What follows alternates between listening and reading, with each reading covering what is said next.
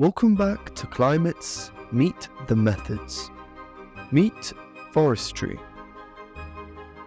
It is a natural carbon dioxide removal method that harnesses the power of photosynthesis from trees, trapping carbon dioxide from the atmosphere and stores it in their biomass.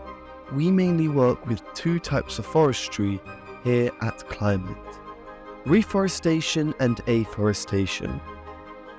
Reforestation focuses on replanting trees in areas that were previously forested but have been deforested or degraded due to human activities or natural disasters. Afforestation involves planting trees in areas that have not been forested before, such as barren lands or agricultural fields.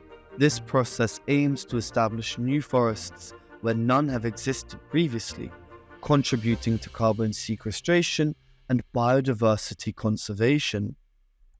Let's explore the process of forestation a little bit more with the help of one of our suppliers here at Climate, Taking Root.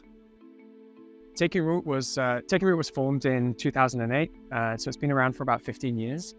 And it was formed because of seeing three crises in the world. We're using the world's forests faster than we're growing them.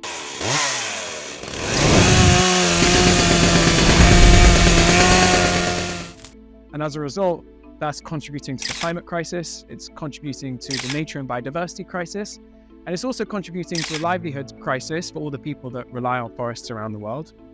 And so Taking Root was formed with the purpose of accelerating the restoration of the world's forests, working with smallholder farmers in the tropics to help them restore their land. And the reason why we work with smallholder farmers, and smallholder farmers are individuals who own small amounts of land, typically about 3 to 4 football fields.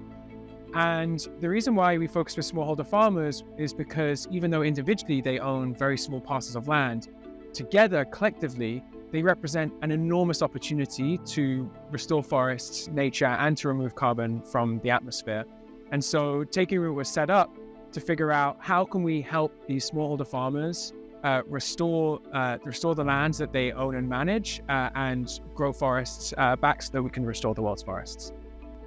Thank you to Will, Taking Root, and all the farmers for all the hard work that they're doing. Now we will discuss the advantages and challenges of forestation with Matt, our head of impact strategy here at Climate. Forestry projects are a popular type of carbon removal project because they're contributing a whole range of benefits on top of the carbon sequestration that we know they're doing as a natural carbon sink. Forests can promote a lot of benefits to local communities through climate resilience in the local area, general biodiversity health, habitats for wildlife, and on top of that, they can create jobs for local community members as well as diversifying income streams. A couple of the challenges related to forestry projects include that projects have a relatively low permanence timeline compared to other project removal activities.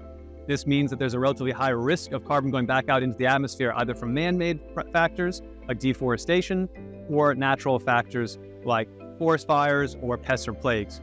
It's important also that forestry projects are in good balance with the economic resources in the area.